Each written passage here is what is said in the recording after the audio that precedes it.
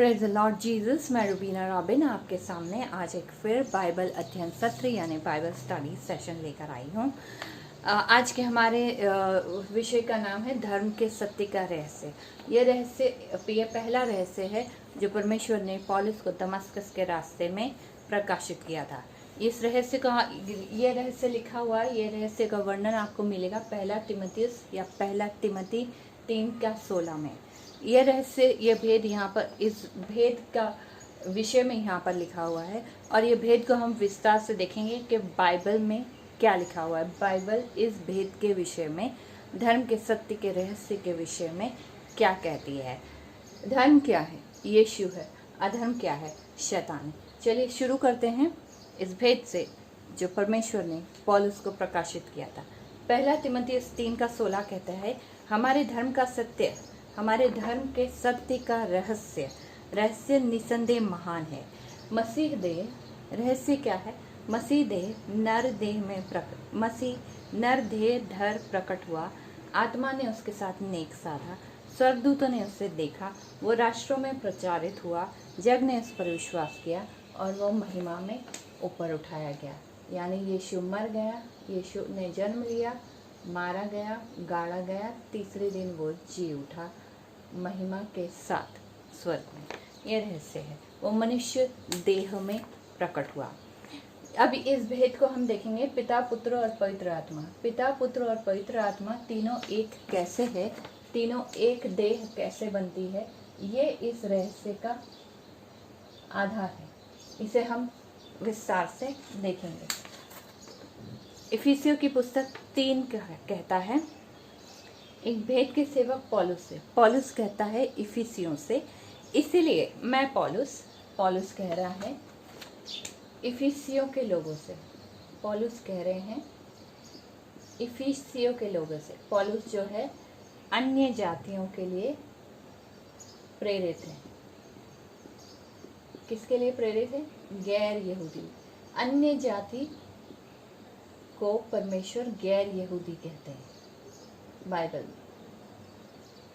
पौलुस क्या है? अन्य जातियों के प्रेरित है। इसीलिए मैं पौलुस कहते हैं, इसीलिए मैं पौलुस अन्य जातियों के लिए मसीह यीशु का बंदी हूँ। निश्चित है तुमने परमेश्वर के अनुग्रह के उस प्रबंध के विषय में सुना है, अनुग्रह के प्रबंध के विषय में सुना है जो तुम्हारे लिए प्रदान किया गया है, अर्थात वह भेद जो मुझ पर प्रकाशन के द्वारा, किसके द्वारा? प्रकाशन के द्वारा। पौलुस को प्रकाशन किधर मिला था? दमस्कस के रास्ते में के द्वारा प्रकट किया गया था, जिसका संक्षेप में वर्णन मैं पहले कर चुका, वो पहले तिमोथी 3:16 में कर चुके हैं। इससे पढ़ते हुए तुम मसीह के भेद के विषय में मेरे विवेक को समझ सकते हो।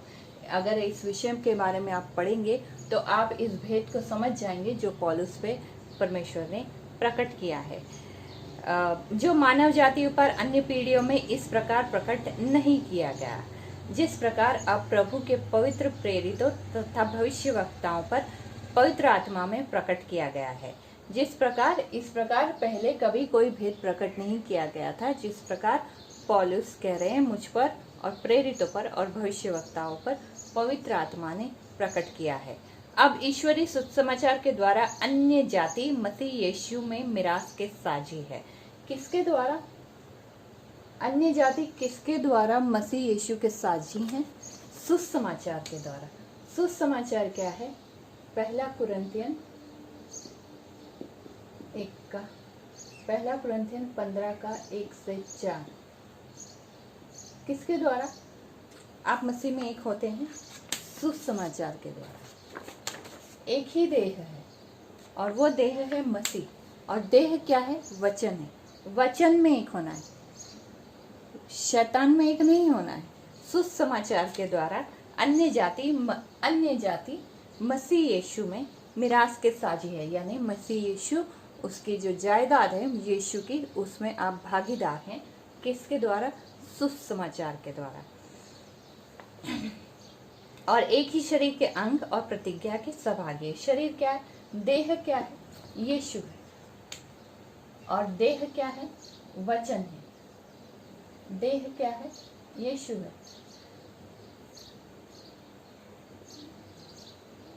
और वो देह क्या है? वचन। तो किसमें एक होना है आपको? वचन में एक होना है, पुत्र में एक होना है, देह में एक होना है, यीशु में एक होना है, वचन में एक होना है, शैतान में एक नहीं होना है।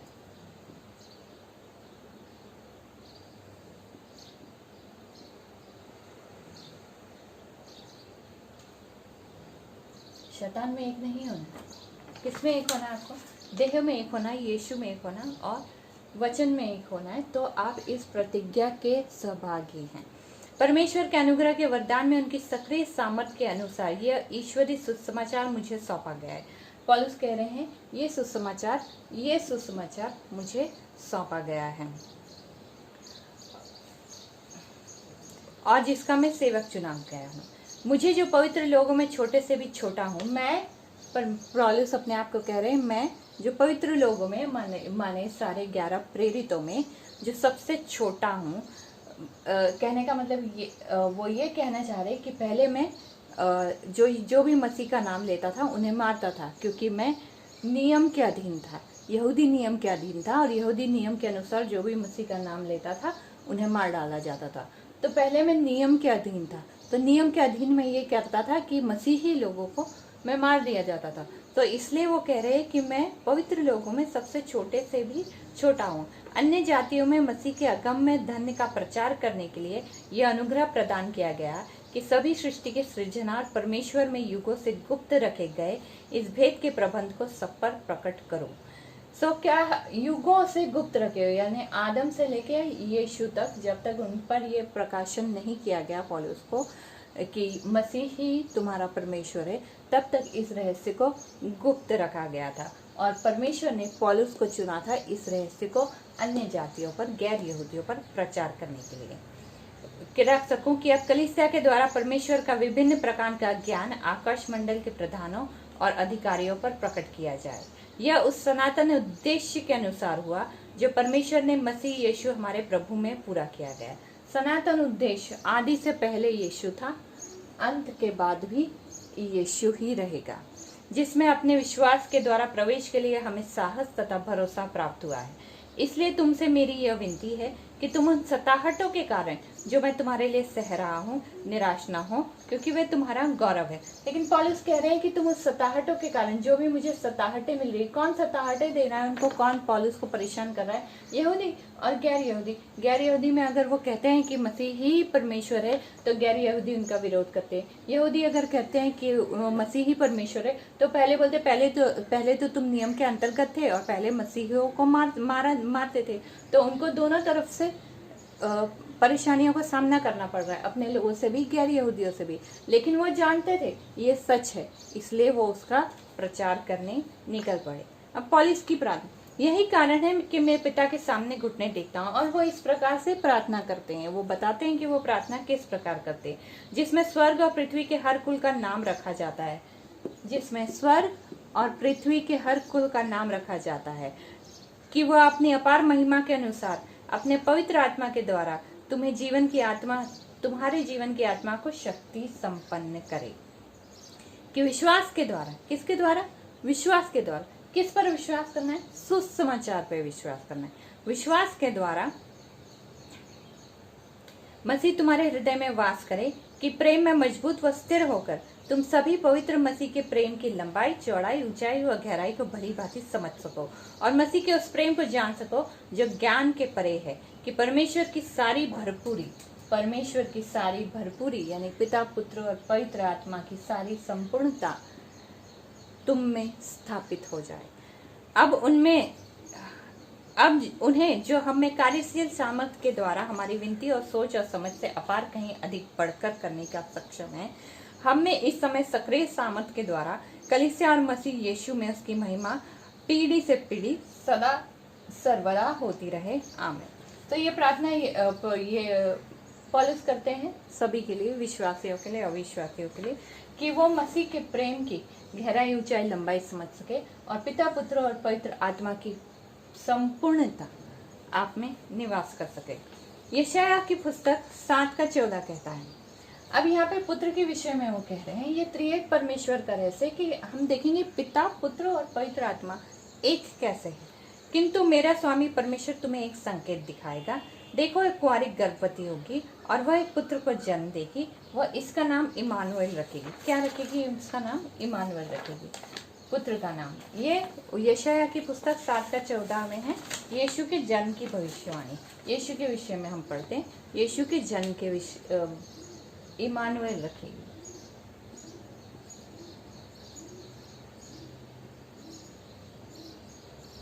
इमानुएल उसका बारे, यशायाह की पुस्तक में इनका नाम इमानुएल रखा गया है। लूका की पुस्तक 1:30 कहता है, जब वो स्वर्गदूत मरियम के पास आते हैं और कहते हैं कि तुम एक पुत्र को जन्म दोगी, स्वर्गदूत ने उनसे कहा, मत डरिए मरियम, क्योंकि आप परमेश्वर की कृपा के पात्र हैं। वो डर जाती है उन्हें देख के, तो वो कहती है, मत डरिए क्योंकि आप परमेश्वर की कृपा के पात्र हैं। मत्ती की पुस्तक 1:18-23 में कहते हैं, यीशु मसीह का जन्म इस प्रकार हुआ। अब उनके भविष्यवाणी के टाइम पे उन्होंने कहा था यशायाह की पुस्तक में कि उनका नाम इमानुएल रखा जाएगा, ठीक है, लेकिन उनका नाम यीशु रखा गया। अब लोग कहते हैं कि ये बाइबल गड़बड़ नहीं है। ये इस शब्द का अर्थ क्या है वो हम देखेंगे। यीशु मसीह का जन्म इस प्रकार हुआ है, जब उसकी माता मरियम की यूसुफ के साथ सगाई हुई तो विवाह होने से पहले ही पता चला कि वो पवित्र आत्मा की शक्ति से गर्भवती है। किंतु उसका भावी पति यूसुफ एक अच्छा व्यक्ति था और इसे इस प्रकार करके लोगों में इसे बदनाम नहीं करना चाहता था, इसलिए उसने निश्चय किया कि वो चुपके से सगाई तोड़ दे। किंतु जब वह इस बारे में सोच ही रहा था, सपने में उसके सामने प्रभु के दूत ने प्रकट होकर उससे कहा, ओ दाऊद के पुत्र यूसुफ, मरियम को पत्नी बनाने से मत डर, क्योंकि जो बच्चा उसके गर्भ में है वह पवित्र आत्मा की ओर से है। वह एक पुत्र को जन्म देगी, तो उसका नाम यीशु रखना, क्योंकि वह अपने लोगों को उसके पापों के से उद्धार करेगा। यह सब कुछ इसलिए हुआ कि प्रभु ने भविष्यवक्ता द्वारा जो कुछ कहा था वो पूरा हो। सुनो, क्या ये वही भविष्यवाणी के विषय में कह रहे हैं मत्ती, इसी भविष्यवाणी के विषय में, यशायाह की भविष्यवाणी के में। सुनो, एक कुंवारी कन्या गर्भवती होकर एक पुत्र को जन्म देगी, इसका नाम इमानुएल रखा जाएगा, जिसका अर्थ है परमेश्वर हमारे साथ है। इसका अर्थ क्या है इमानुएल का? परमेश्वर हमारे साथ है।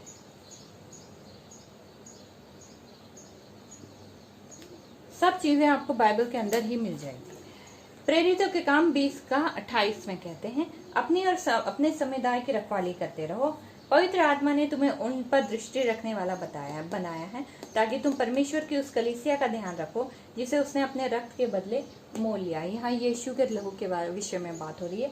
उसने अपने रक्त से कलीसिया को मतलब वो सारे विश्वासियों को जो यीशु के सुसमाचार पे विश्वास करते हैं, वो कलीसिया है बाइबल के अनुसार, जो यीशु के सुसमाचार पे भरोसा करते हैं, किसी मनुष्य पे नहीं, बाइबल पे भरोसा करते हैं। उन्हें उसने अपने रक्त से मोल लिया है। ये निर्दोष लहू है। 1 पतरस 1:18-19 में कहते हैं, तुम जानते हो कि चांदी या सोने जैसे, पतरस कहते हैं, प्रेरित पतरस कहते हैं, तुम जानते हो कि चांदी या सोने जैसी वस्तुओं से तुम्हें उस व्यर्थ जीवन से छुटकारा नहीं मिल सकता जो तुम्हें तुम्हारे पूर्वजों से मिला है, बल्कि वह तो निर्दोष और कलंक रहित मेमने के समान मसीह के बहुमूल्य रक्त से ही मिल सकता है।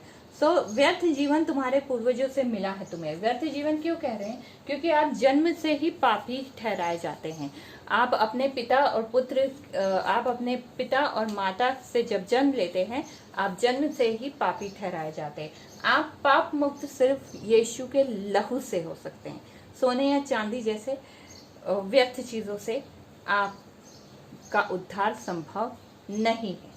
यूहन्ना 1:1 कहता है, आदि में शब्द था, शब्द परमेश्वर था, आदि में शब्द था, शब्द परमेश्वर के साथ था और शब्द परमेश्वर था। यही शब्द आदि में परमेश्वर के साथ था।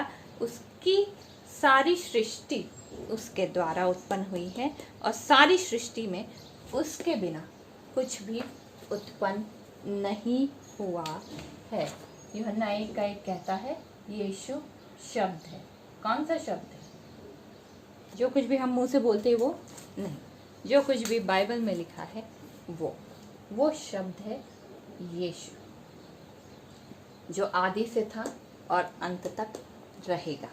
यूहन्ना 1 का उत्पत्ति की पुस्तक 1 का 1 से 2 में कहते हैं, आदि में परमेश्वर ने आकाश और पृथ्वी को बनाया।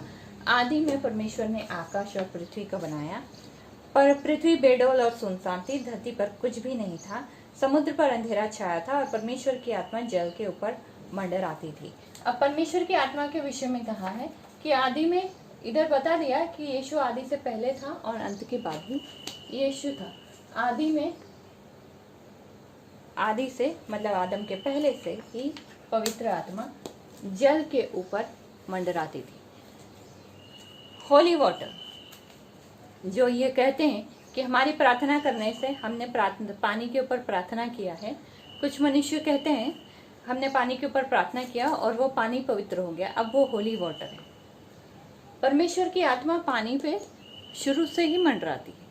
परमेश्वर, पानी जीवन है, पानी का कोई भी दुश्मन नहीं, पानी सभी को चाहिए। परमेश्वर की आत्मा पहले से ही पानी के ऊपर मंडराती है, पानी पहले से ही पवित्र है, हम उसे गंदा ही करते हैं। तो कोई मनुष्य प्रार्थना करके पानी पवित्र नहीं कर सकता, वो पहले से ही पवित्र है। परमेश्वर की आत्मा यानी पवित्र आत्मा पहले से ही पानी के ऊपर है। इसलिए हम लोग जब नहाते हैं या जब हम स्नान करते हैं तब हम फ्रेश फील करते हैं। क्यों? क्योंकि उसमें जीवन है। आदि में परमेश्वर की आत्मा पानी पर मंडराती थी। उत्पत्ति की पुस्तक 1 का 26 कहता है, जब परमेश्वर ने कहा हम मनुष्य बनाएंगे, परमेश्वर ने कहा, पिता ने कहा हम मनुष्य बनाएंगे।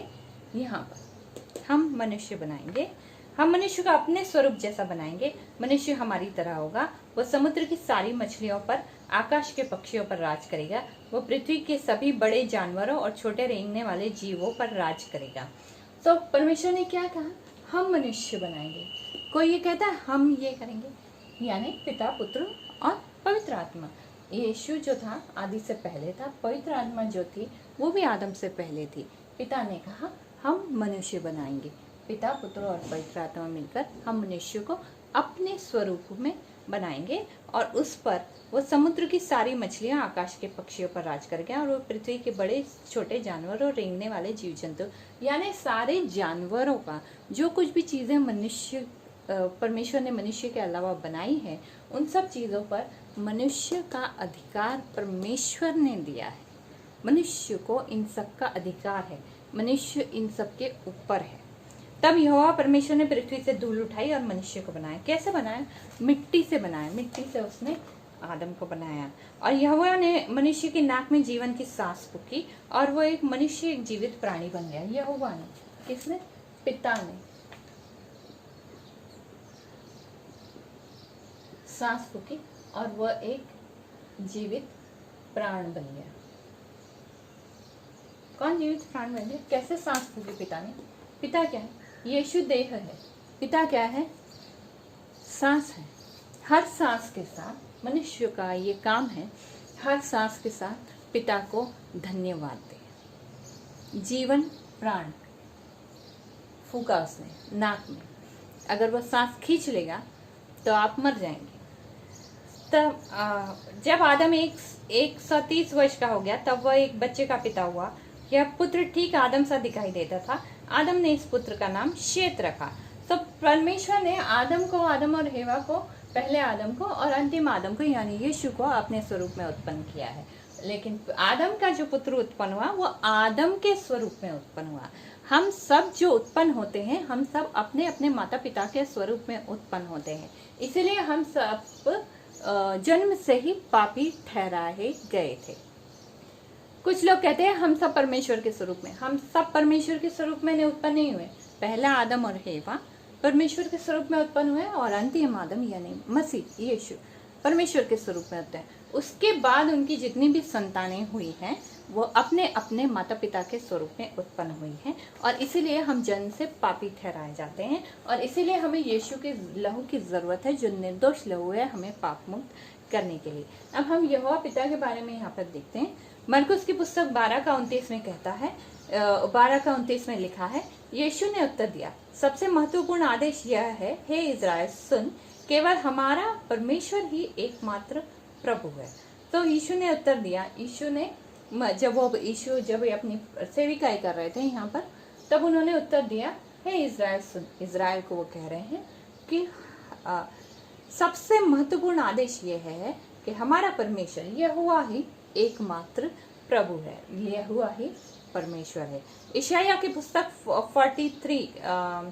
43 का 10 से 11 कहता है, यहोवा कहता है, पिता कहते हैं यशायाह की पुस्तक में इज़राइल से, तुम ही लोग मेरे साक्षी हो, तू मेरा वह सेवक है जिसे मैंने चुना है।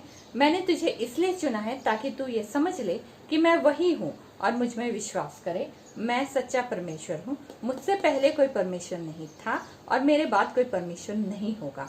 मैं स्वयं ही यहोवा हूँ, मेरे अतिरिक्त कोई और दूसरा उद्धारकर्ता नहीं है, बस केवल मैं ही हूँ। अब यशायाह की पुस्तक 44 का 6 कहता है, यहोवा इज़राइल का राजा है, सर्वशक्तिमान यहोवा इज़राइल की रक्षा करता है। यहोवा कहता है, परमेश्वर केवल मैं हूँ, अन्य कोई परमेश्वर नहीं है, मैं ही आदि हूँ और मैं ही अंत हूँ। अब यीशु के विषय में हम देख चुके हैं, वो आदि से पहले थे और अंत के बाद भी है। पवित्र आत्मा भी आदि से पहले थी। पिता कह रहे हैं, मैं ही आदि हूँ और मैं ही अंत हूँ। ठीक। यशायाह की पुस्तक 45 का 21 में पिता कहते हैं, इन लोगों को मेरे पास आने दो, इन लोगों को अपने तर्क पेश करने दो। वे बातें जो बहुत दिन पहले घटी थी उसके बारे में तुम्हें किसने बताया? ये सारी बातें, ये सारे रहस्य जो बहुत दिन पहले घटे हुए हैं, इन सब विषयों के बारे में तुम्हें किसने बताया? बहुत दिन पहले से ही इन बातों को निरंतर कौन बताता रहा है? मैं ही वो यहोवा हूँ जिसने ये बातें बताई है। मैं ही एकमात्र यहोवा हूँ, मेरे अतिरिक्त कोई और परमेश्वर नहीं है। क्या ऐसा कोई है जो अपने लोगों की रक्षा करता है? नहीं, ऐसा कोई परमेश्वर नहीं है जो अपने लोगों की रक्षा करता है।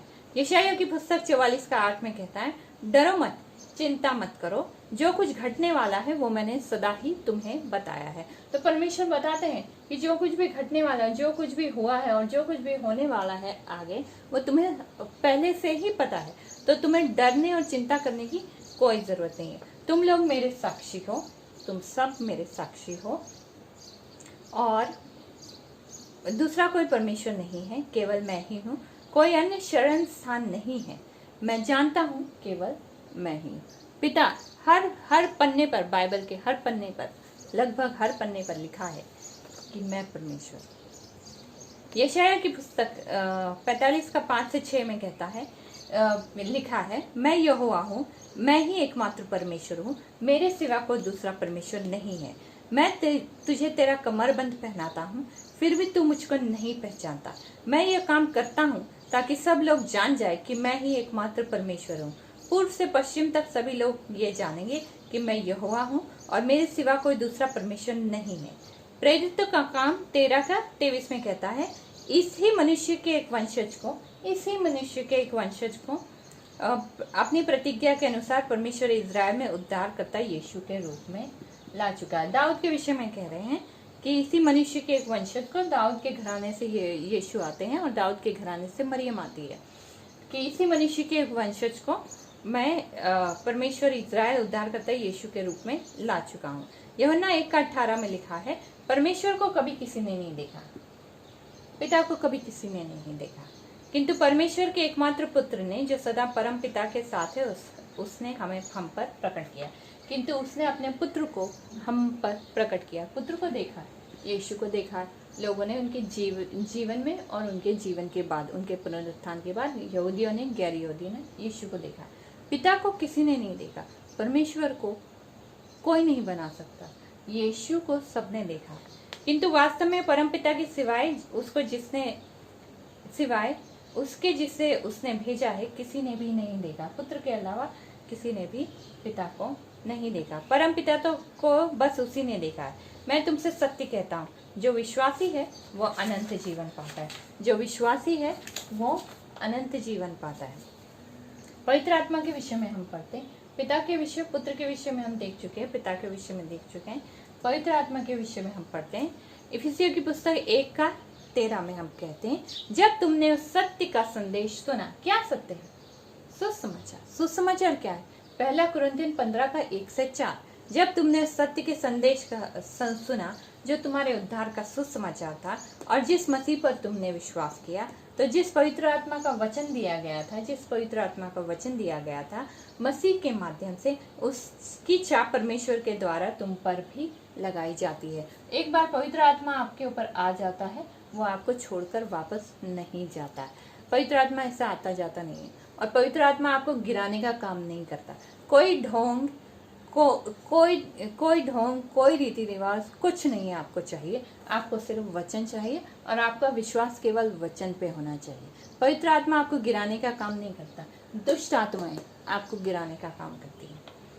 यूहन्ना 14 का 16 से 17 में लिखा है, मैं परमपिता से विनती करूंगा। यीशु कह रहे हैं अपनी सेविकाई के समय शिष्यों से कि मैं परमपिता से विनती करूंगा कि वह तुम्हें एक सहायक देगा।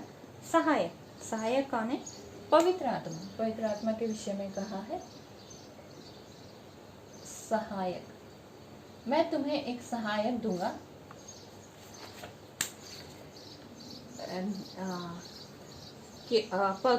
मैं परमपिता से विनती करूंगा कि वह तुम्हें एक दूसरा सहायक देगा, ताकि वह सदा तुम्हारे साथ रहे, यानी सत्य का आत्मा जिसे जगत ग्रहण नहीं कर सकता। सत्य का आत्मा जिसे जगत ग्रहण नहीं कर सकता। क्यों नहीं कर सकता? यानी क्योंकि वह ना तो उसे देखता है और ना ही उसे जानता है। ना तुम उसे जानने की कोशिश करते हो, ना तुम उसे देखने की कोशिश करते हो। देखना कहाँ है? वचन में। जानना कहाँ है? वचन में। तो वो संसार उसे ग्रहण नहीं कर सकता। तुम लोग उसे जानते हो क्योंकि वह आज तुम्हारे साथ रहता है और भविष्य में तुम्हारे साथ रहेगा। यीशु कह रहे हैं तुम लोग उसे जानते हो अपने शिष्यों से, क्योंकि वो आज तुम्हारे साथ रहता है। मतलब पुत्र को तुमने देखा है, और वो भविष्य में भी तुम्हारे साथ रहेगा। पहला कुरिन्थियों 3 का 16 में कहते हैं, लिखा है, क्या तुम नहीं जानते कि तुम लोग स्वयं परमेश्वर का मंदिर हो? तुम स्वयं परमेश्वर का मंदिर हो, और पवित्र आत्मा, परमेश्वर की आत्मा तुम में निवास करती है। तो मंदिर क्या है? हमारी देह है। यीशु बिल्डिंगों में नहीं रहता है। चर्च जो बिल्डिंग है उसमें परमेश्वर नहीं रहता है, वो आपके अंदर रहता है पवित्र आत्मा के रूप में। आपको बिल्डिंग की जरूरत नहीं है। रोमियो की पुस्तक 8 का 9 से 10 में लिखा है, किंतु तुम लोग भौतिक मानव स्वभाव के अधीन नहीं हो, बल्कि आत्मा के अधीन हो, यदि वास्तव में तुम में परमेश्वर की आत्मा का निवास है। अगर तुम परमेश्वर के अधीन हो तो तुम आत्मा में हो, तुम शरीर में नहीं हो। किंतु यदि किसी में यीशु मसीह की आत्मा नहीं है तो वो मसीह का नहीं है। किसी के पास अगर ये आत्मा नहीं है तो वो मसीह का नहीं है। उसके पास ये आत्मा शैतान की, तो वो शैतान का, वो वही करेगा जो शैतान उससे करवाएगा। दूसरी तरफ यदि तुम में मसीह है तो वो चाहे तुम्हारी देह पाप हेतु मर चुकी है, पवित्र आत्मा परमेश्वर के साथ तुम्हें धार्मिक ठहराकर तुम्हारे लिए जीवन बन जाती है। और यदि तुम में मसीह, यदि तुमने सुसमाचार पर विश्वास कर लिया तो भले ही पापों के द्वारा तुम्हारी आत्मा मर जाती है, लेकिन परमेश्वर की आत्मा तुम्हें वापस धार्मिक ठहराकर जीवित करती है। रोमियो की पुस्तक 8 का 14 से 16 में लिखा है, जो परमेश्वर की आत्मा के अनुसार चलते हैं, जो पवित्र आत्मा के अनुसार चलते हैं, वे परमेश्वर की संतान हैं। क्योंकि वह आत्मा जो तुम्हें मिली है तुम्हें फिर से दास बनाने के लिए या डराने के लिए नहीं है, बल्कि वह आत्मा जो तुमने पाया है तुम्हें परमेश्वर की संपालित संतान बनाती है, तुम्हें परमेश्वर की जायदाद में भागीदारी बनाती है। आप यीशु के साथ भागीदारी बनते हैं पवित्र आत्मा के द्वारा, जिसे हम पुकारते हैं अब्बा पिता, जिसे हमें पिता कहलाने का अधिकार मिलता है यीशु से। वह पवित्र आत्मा स्वयं हमारी आत्मा के साथ मिलकर साक्षी देती है कि हम परमेश्वर की संतानें हैं। पहला कुरिन्थियों 2 का 12 में लिखा है, किंतु हमने संसारिक आत्मा नहीं। संसारिक आत्मा क्या? संसार में क्या? शैतान। संसारिक आत्मा नहीं, बल्कि वह आत्मा पाई है जो परमेश्वर से मिलती है, ताकि हम उन बातों को जान सके जिसे परमेश्वर ने हमें मुक्त रूप से दिया हुआ है। तो परमेश्वर अपना भेद किन पर प्रकट करेगा? जिनके पास पवित्र आत्मा है। जिनके पास शैतान की आत्मा है उनके ऊपर वो अपना भेद प्रकट नहीं करेगा। त्रिएक परमेश्वर का रहस्य। अब त्रिएक परमेश्वर, ये ट्रिनिटी है, पिता पुत्र और पवित्र आत्मा, ये तीन एक कैसे होते हैं ये हम देखते हैं। मत्ती की पुस्तक 3 का 16 से 17 कहता है, बपतिस्मा के बाद जैसे ही मसीह यीशु जल से बाहर आए, यीशु की बपतिस्मा के विषय में यहाँ पे बात हो रही है। बपतिस्मा के बाद मसीह यीशु जल में से बाहर आए, उनके लिए स्वर्ग के द्वार खोल दिया गया और यूहन्ना ने परमेश्वर के आत्मा को कबूतर के समान उतरते हुए उन पर यीशु पर ठहरते देखा। उसी समय स्वर्ग से ये शब्द सुना गया, यह मेरा पुत्र है, मेरा परम प्रिय पुत्र, जिससे मैं पूरी तरह प्रसन्न हूँ। तो 3 चीजें हुई। यूहन्ना बपतिस्मा के समय यीशु जब थे वो यरदन नदी में थे। यरदन नदी में 3 चीजें हुई। और यूहन्ना बपतिस्मा थे याजक के रूप में, पिता थे, पुत्र थे, और कबूतर के रूप में पवित्र आत्मा उनके ऊपर उतरी।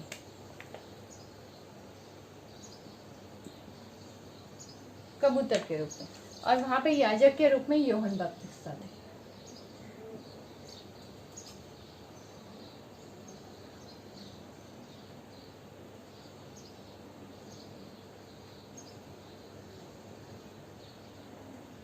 याजक के रूप में यूहन्ना, याजक माने प्रीस्ट, याजक माने हाँ प्रीस्ट। यूहन्ना बपतिस्मा याजक के रूप में मौजूद था। तो बपतिस्मा उन्होंने लिया, पर पिता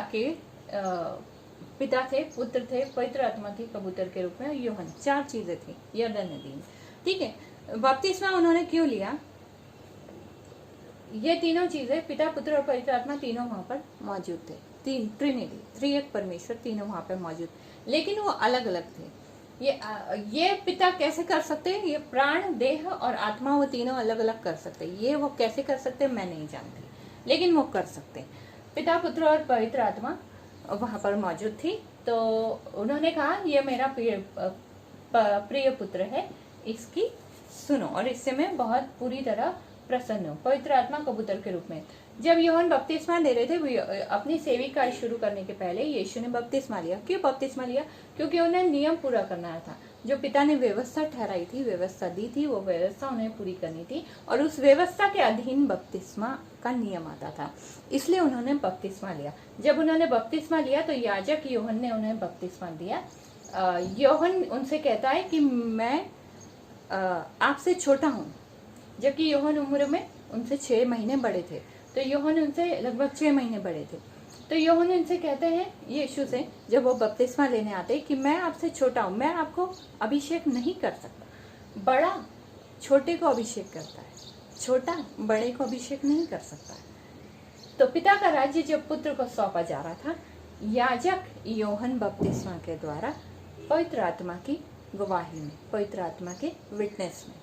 तो ये बपतिस्मा इसलिए हुआ ताकि पिता का राज्य अब तक पिता ने संभाला था, अब पुत्र, अब यीशु तुम संभालो, ये मेरे लोग हैं, इसे अब तुम संभालो, मैं अपना राज्य तुम्हें सौंपता हूँ। तो मत्ती की पुस्तक 28 का 19 में हम कहते हैं, सो जाओ, यीशु कहते हैं अपने शिष्यों से पुनरुत्थान के बाद, सो जाओ, देश के सभी लोगों को मेरा अनुयायी बनाओ। तुम्हें ये काम परम पिता के नाम में, पुत्र के नाम में, पिता के नाम में, पुत्र के नाम में और पवित्र आत्मा के नाम में उन्हें बपतिस्मा देकर पूरा करना है। जब यीशु का पुनरुत्थान हो गया, वो अपने शिष्यों से कहते हैं कि अब जाओ और सभी देशों के लोगों को मेरा अनुयायी बनाओ। पुनरुत्थान के पहले उन्होंने यहूदियों को गैर यहूदियों से के पास जाने को भी मना किया था। पहला थिस्सलुनीकियों 5:23 में हम कहते हैं, शांति का स्रोत परमेश्वर स्वयं तुम्हें पूरी तरह पवित्र करेगा। शांति का स्रोत परमेश्वर आपको पूरी तरह पवित्र करेगा। पूरी तरह उसको समर्पित हो जाओ और तुम अपने संपूर्ण अस्तित्व अर्थात आत्मा, प्राण, देह को हमारे प्रभु यीशु मसीह के आने तक पूर्णतः दोष रहित बनाए रखो। तो पहला थिस्सलुनीकियों 5:23 में हम लिखा है कि पिता, पुत्र और प्राण, शांति का स्रोत परमेश्वर तुम्हें स्वयं ही पवित्र करेगा।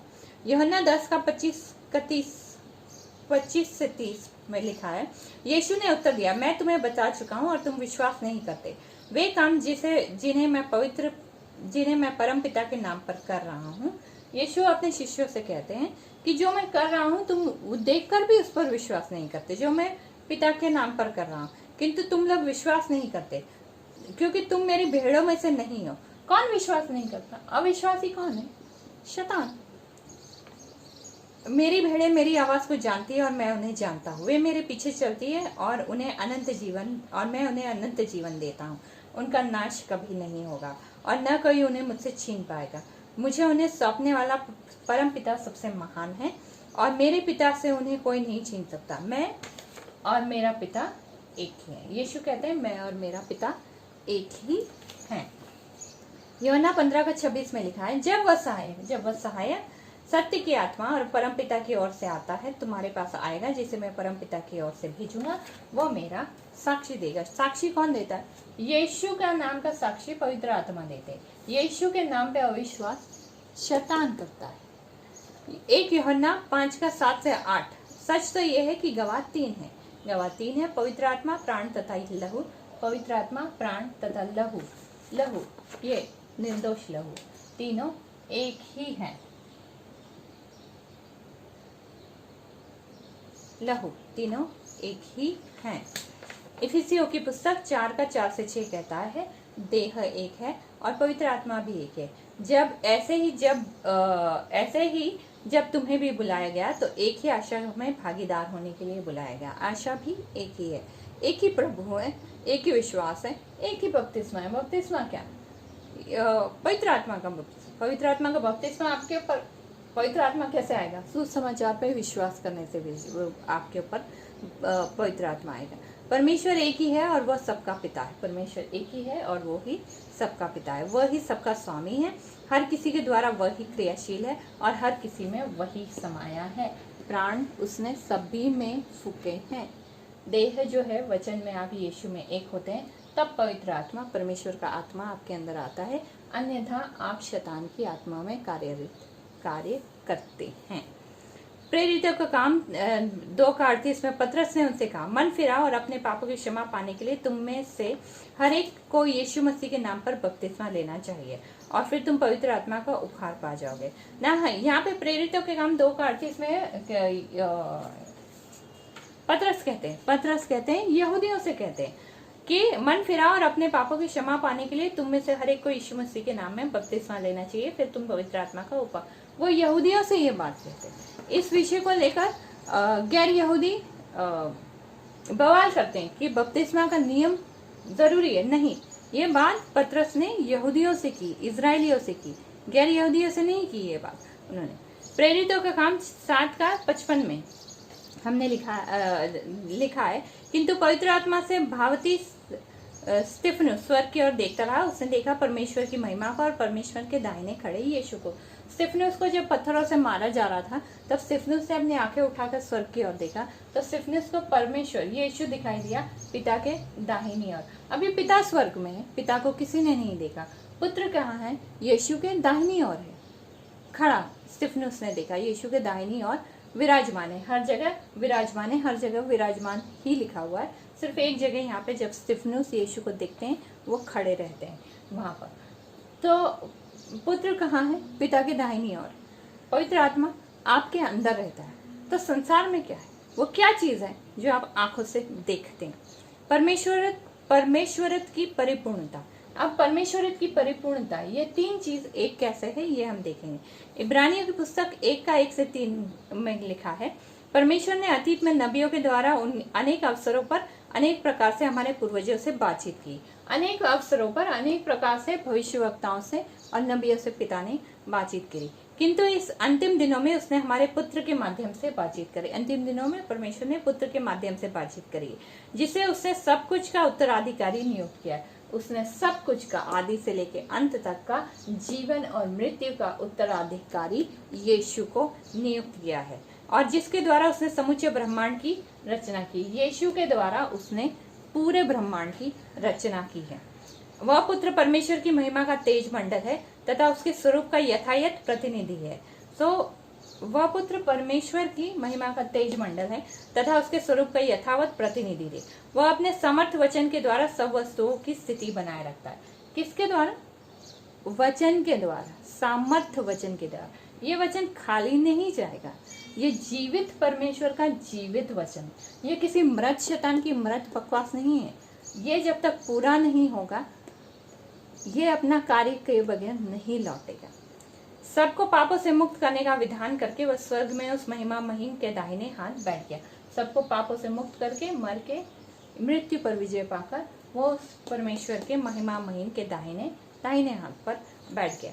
रोमियो की पुस्तक 1:20 में देखते हैं, जब संसार की रचना हुई उसकी अदृश्य विशेषताएं, अनंत शक्ति और परमेश्वरत साफ साफ दिखाई देते हैं। उसकी अदृश्य शक्तियां, विशेषताएं और परमेश्वरत्व साफ साफ दिखाई देते हैं, क्योंकि उन वस्तुओं से वो पूरी तरह जानी जाती है जो परमेश्वर ने रची है। इसलिए लोगों के पास कोई बहाना नहीं है। तो जब संसार की रचना हुई तब उन्होंने कहा, पिता ने कहा पानी को, पिता ने आज्ञा दी पानी जमीन से अलग हो जाए। क्या कहा? उन्होंने कहा और पानी जमीन से अलग हो गया। पानी भी पिता की आज्ञा मानता है। परमेश्वर की आज्ञा सभी लोग मानते हैं। दूसरा तिमुथियुस 1:10 में हम देखते हैं, किंतु अब हमारे उद्धारकर्ता मसीह के प्रकट होने के साथ साथ हमारे लिए प्रकाशित किया गया है। अब हमारे लिए कैसे प्रकाशित किया गया है? मसीह के द्वारा। उसने मृत्यु का अंत कर दिया तथा जीवन और अमरता के सुसमाचार को के द्वारा प्रकाशित किया। उसने मृत्यु का अंत किया है यहाँ पे, और जीवन और अमरता का जीवन और अमरता को सुसमाचार के द्वारा प्रकाशित। सुसमाचार और वचन के द्वारा प्रकाशित, प्रवचन के द्वारा नहीं, वचन के द्वारा। फिलिपियों की पुस्तक तीतुस की पुस्तक 2:13 में लिखा है, तथा अपने महान परमेश्वर और उद्धारकर्ता मसीह यीशु की महिमा के प्रकट होने की सुखद आशा की प्रतीक्षा करें। तो अपने महान परमेश्वर और उद्धारकर्ता मसीह के आने की आशा की, सुखद आशा की प्रतीक्षा करें। फिलिपियों की पुस्तक 3:20 कहता है, किंतु हमारी जन्मभूमि तो स्वर्ग में है, वहीं से हम अपने उद्धारकर्ता प्रभु यीशु मसीह के आने की बाट जोह रहे हैं। फिलिपियों की पुस्तक कह रहे हैं हमारी जन्मभूमि तो स्वर्ग में, यहाँ से हमें कोई लेना देना है, संसार से हमें कोई लेना देना है। पहला तिमुथियुस 1:1 में पौलुस लिखा है, पौलुस की ओर से, जो हमारे उद्धार करने वाले परमेश्वर और हमारी आशा मसीह के आदेश के से मसीह यीशु का प्रेरित बना है। पौलुस कौन है? अन्य जातियों का प्रेरित। पौलुस किसका प्रेरित है? अन्य जातियों का। पौलुस के अलावा सिर्फ 12 प्रेरित है, 12 के अलावा और कोई प्रेरित नहीं है। भविष्यवक्ता और नबी सारे बाइबल के अंदर है, प्रेरित सारे बाइबल के अंदर है। बाइबल के बाहर जो कोई भी है वो शैतान की व्यवस्था है। पौलुस की ओर से, जो हमारे उद्धार करने वाले परमेश्वर और हमारी आशा मसीह के आदेश से मसीह यीशु के प्रेरित बनता है, वो हमारा प्रेरित है। कौन गैर यहूदियों का प्रेरित है? पौलुस। पहला यूहन्ना 5:20 में लिखा है, किंतु हमको पता है कि परमेश्वर का पुत्र आ गया है और उसने हमें वो ज्ञान दिया है ताकि हम उस परमेश्वर को जान ले जो सत्य है, और यह कि हम उसी में स्थित हैं जो सत्य है, क्योंकि हम उसके पुत्र यीशु मसीह में स्थित है। सत्य क्या है? यीशु है। झूठ क्या है? शैतान है। परमपिता ही सच्चा परमेश्वर है और वही अनंत जीवन है। यीशु ही सच्चा परमेश्वर है और वही अनंत जीवन है। यूहन्ना 10:17-18 में लिखा है, परम पिता मुझसे इसलिए प्रेम करता है कि मैं अपना जीवन देता हूँ। मैं अपना जीवन देता हूँ ताकि उसे वापस ले सकूं। इससे मुझे कोई नहीं लेता, बल्कि मैं अपने आप अपनी इच्छा से देता हूँ। मुझे इसे देने का अधिकार है। यह आदेश मुझे परम पिता से मिला है। तो पिता पुत्र से प्रेम क्यों करते हैं? क्योंकि उन्होंने अपना जीवन दिया। वो अपनी इच्छा से अपना जीवन देते हैं और उन्हें अधिकार है अपना जीवन देने का और जीवन वापस ले लेने का। यशायाह की पुस्तक 93:10 में कहा है, यहोवा ने उसे कुचल डालने का निश्चय किया। यहोवा ने निश्चय किया कि वह यातनाएं झेले, सो सेवक ने अपने प्राण त्यागने को खुद को सौंप दिया, किंतु वह एक नया जीवन अनंत काल तक के लिए पाएगा। वो अपने लोगों को देखेगा। यहोवा उससे जो करना चाहता है वो उन बातों का पूरा करेगा। पिता ने जो पुत्र के लिए ठहराया था वो उसने क्रूस की मृत्यु लेकर पूरा किया। रोमियो की पुस्तक 1:4 में लिखा है, किंतु पवित्र आत्मा के द्वारा मरे हुए में से जिलाए जाने के कारण जिसे सामर्थ्य के साथ परमेश्वर का पुत्र दर्शाया गया है, यही यीशु मसीह हमारा पुत्र है। पवित्र आत्मा के द्वारा वो ऊपर उठाया गया है। पवित्र आत्मा आपके अंदर रहेगी, आप ऊपर उठ जाएंगे। पवित्र आत्मा, शैतान की आत्मा आपके अंदर रहेगी, आप नरक में जाएंगे। All the best. रोमियो की पुस्तक इब्रानियों की पुस्तक 9:14 में लिखा है, जब यह सच है तो मसीह का लहू कितना प्रभावशाली होगा। उसने अनंत आत्मा के द्वारा अपने आप को एक संपूर्ण बलि के रूप में परमेश्वर को समर्पित किया। पिता को उसने समर्पित कर दिया। सो उसका लहू हमारी चेतना को उन कर्मों से छुटकारा दिलाएगा जो मृत्यु की ओर ले जाती है, ताकि हम जीवित परमेश्वर, जीवित परमेश्वर है, मृत परमेश्वर नहीं है, की सेवा कर सके। इफिसियों की पुस्तक 2:18 में लिखा है, क्योंकि उसी के द्वारा एक ही आत्मा से परम पिता के पास हम दोनों की पहुंच गई है। क्योंकि उसी के द्वारा एक ही आत्मा से परम पिता के पास हम दोनों की पहुंच गई है। इब्रानियों की पुस्तक 1:3 में लिखा है, वो पुत्र परमेश्वर की महिमा का तेज मंडल है, वो पुत्र परमेश्वर की महिमा का तेज मंडल है और तथा उसके स्वरूप तथा यथावत प्रतिनिधि है। वो अपने समर्थ वचन के द्वारा सब वस्तुओं की स्थिति बनाए रखता है, वो अपने समर्थ वचन के द्वारा सब वस्तुओं की स्थिति बनाए रखता है। सबको पापों से मुक्त करने का विधान करके वह स्वर्ग की महिमा महिम के दाहिने हाथ पर बैठ गया। इब्रानियों की पुस्तक 1:13 में लिखा है, परमेश्वर ने कभी किसी स्वर्गदूत से ऐसा नहीं कहा कि तू मेरे दाहिने बैठ जा, जब तक मैं तेरे शत्रुओं को तेरे चरण की तल की चौकी न बना दूं। तो पिता ने पुत्र से क्या कहा, तू मेरे दाहिने हाथ पर बैठ जा, जब तक मैं तेरे शत्रुओं को यानी शैतान को तेरे पैरों की चौकी न बना दूं। इब्रानी की पुस्तक 8:1 में लिखा है, हाँ, जो कुछ हम कह रहे हैं उसकी मुख्य बात यह है, निश्चय ही हमारे पास ऐसा महायाजक है जो स्वर्ग में जो उस महिमावान सिंहासन के दाहिने विराजमान है।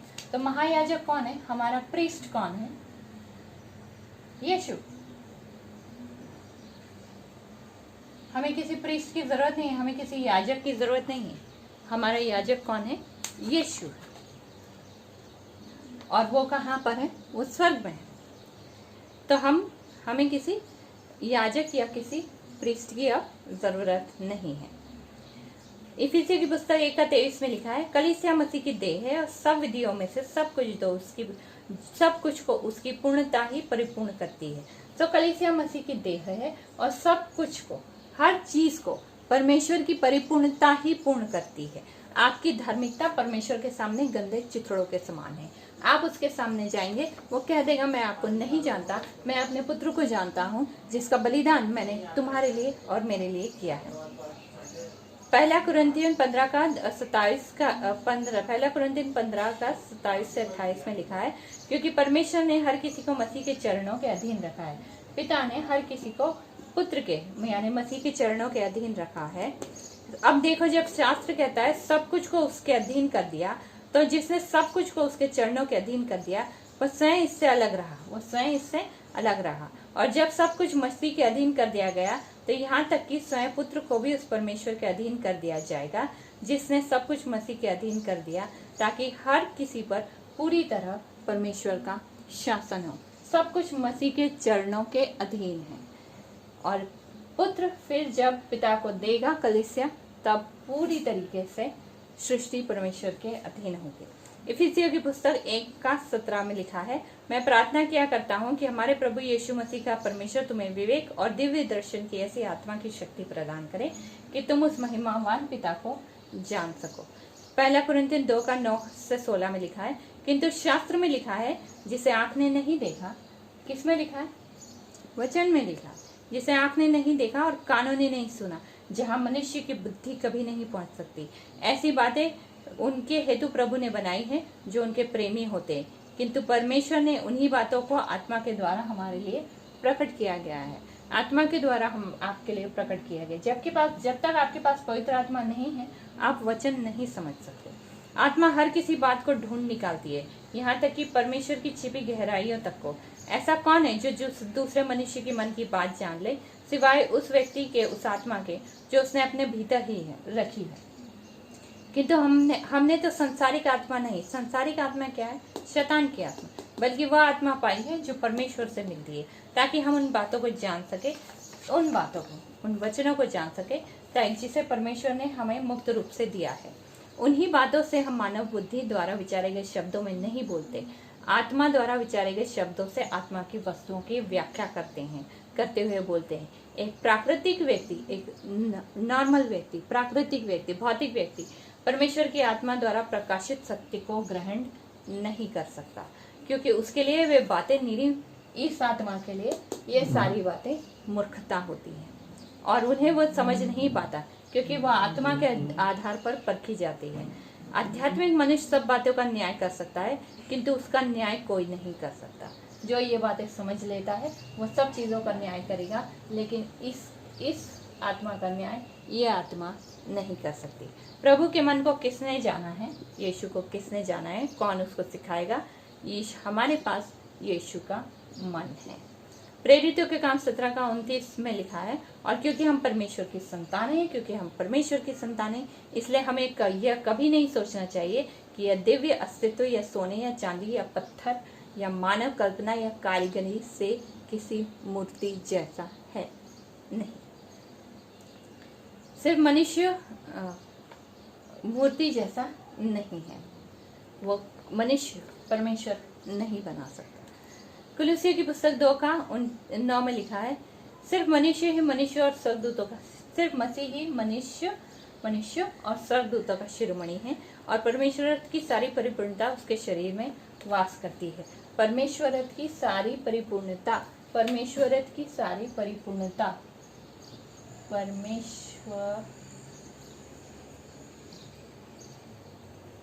रथ की सारी परिपूर्णता यानी प्राण, देह और आत्मा की सारी परिपूर्णता यीशु में वास करती है। यीशु के देह में यानी वचन में वास करती है। यीशु ही परमेश्वर है। इस नाम को पिता ने स्वर्ग से ऊंचा ठहराया है। इस नाम को व्यर्थ लेने वाले को पिता दोषमुक्त नहीं ठहराएगा।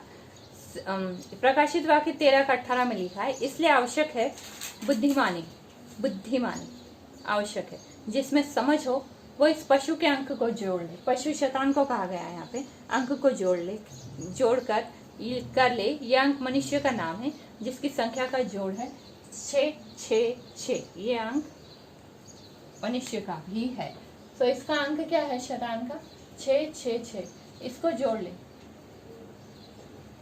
हम लोग जब जन्म लेते तब हमारे अंदर पवित्र आत्मा नहीं होती।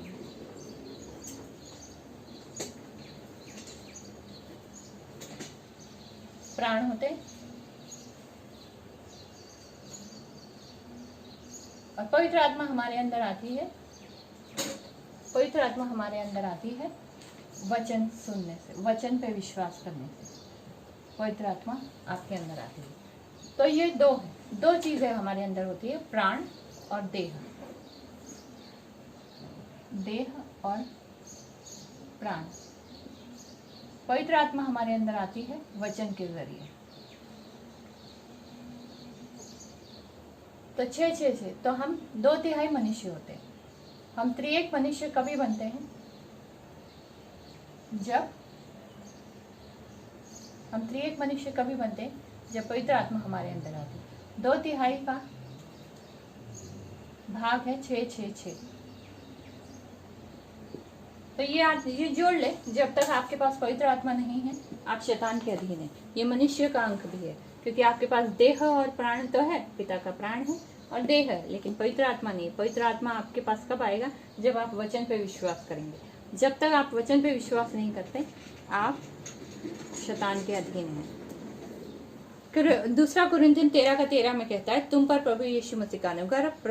ये चीज हम देखेंगे जब हम शैतान के विषय में पढ़ेंगे, इसे हम विस्तार से देखेंगे। तुम पर प्रभु यीशु मसीह का अनुग्रह, परमेश्वर का प्रेम और पवित्र आत्मा की सहभागी। यीशु मसीह का अनुग्रह, परमेश्वर का प्रेम और पवित्र आत्मा की सहभागिता तुम सबके साथ रहे। मिलते हैं अगले रहस्य में। अगर आप इसका स्क्रीनशॉट लेना चाहते हैं तो ले सकते हैं।